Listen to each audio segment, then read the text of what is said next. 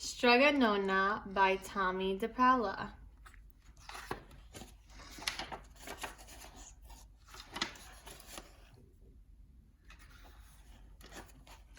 In a town in Calabria a long time ago, there lived an old lady everyone called Strega Nona, which meant Grandma Witch. Although all the people in town talked about her in whispers, they all went to see her if they had troubles. Even the priests and the sisters of the convent went, because Strega Nona did have a magic touch. She could cure a headache with oil and water and a hairpin. She made special potions for the girls who wanted husbands, and she was very good at getting rid of warts.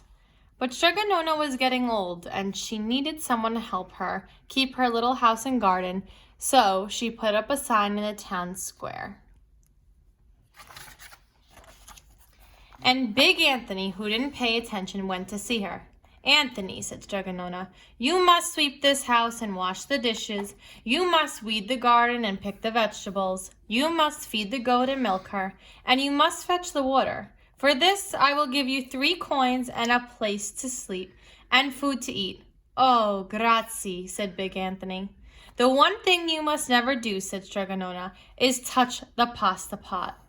It is very valuable, and I don't let anyone touch it." "Oh, see, yes," said Big Anthony. And so the days went by. Big Anthony did his work, and Strega Nona met with the people who came to see her for headaches and husbands and warts.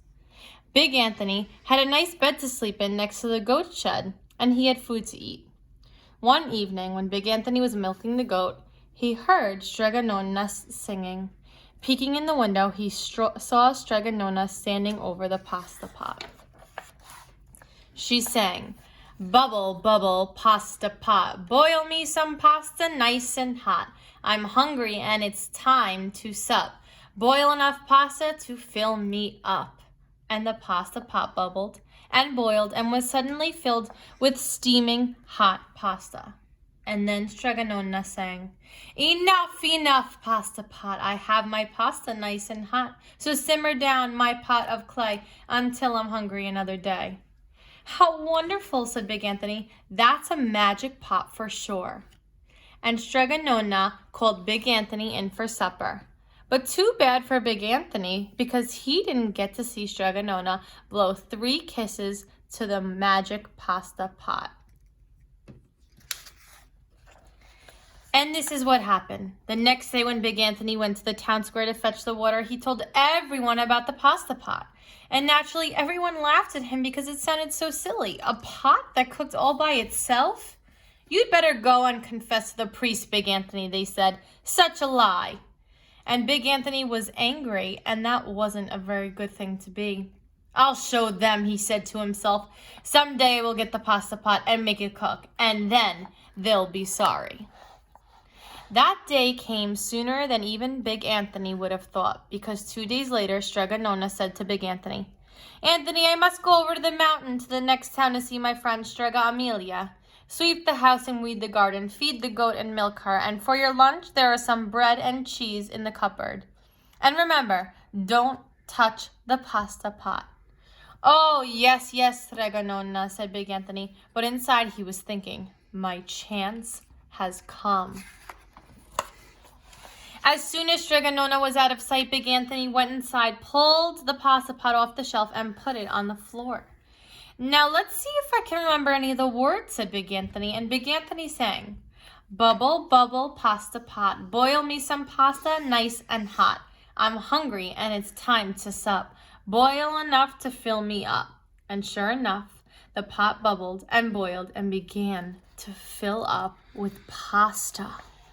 "Aha!" said Big Anthony, and he ran to the town square, jumped on the fountain, and shouted, "Everyone, get forks and plates and platters and bowls, pasta for all at Strega Nona's house. Big Anthony has made the magic pasta pot work." Of course everyone laughed, but then ran home to get forks and plates and platters and bowls. And sure enough, when they got to Strega Nona's, the pasta pot was so full it was beginning to overflow. Big Anthony was a hero. He scooped out pasta and filled the plates and platters and bowls. There was more than enough for all the townspeople, including the priests and the sisters from the convent. And some people came back for 2 or 3 helpings, but the pot was never empty. When all had had their fill, Big Anthony sang, "Enough, enough, my pasta pot. I have my pasta nice and hot, so simmer down my pot of clay until I'm hungry another day." But alas, he did not blow 3 kisses. He went outside, and to the applause of the crowd, Big Anthony took a big bow. He was so busy listening to the compliments from everyone that he didn't notice the pasta pot was bubbling and boiling, until a sister from the convent said, "Oh, Big Anthony, look!" And pasta was pouring out of the pot all over the floor of Strega Nona's house and was coming out the door. Big Anthony rushed in and shouted the magic words again, but the pot kept bubbling. He took the pot off the floor, but the pasta kept pouring from it. Big Anthony grabbed a cover and put it on the pot and sat on it, but the pasta raised the cover, and Big Anthony as well, and spilled on the floor of Strega Nona's house. "Stop!" yelled Big Anthony. But the pasta did not stop, and if someone hadn't grabbed poor Big Anthony, the pasta would have covered him up.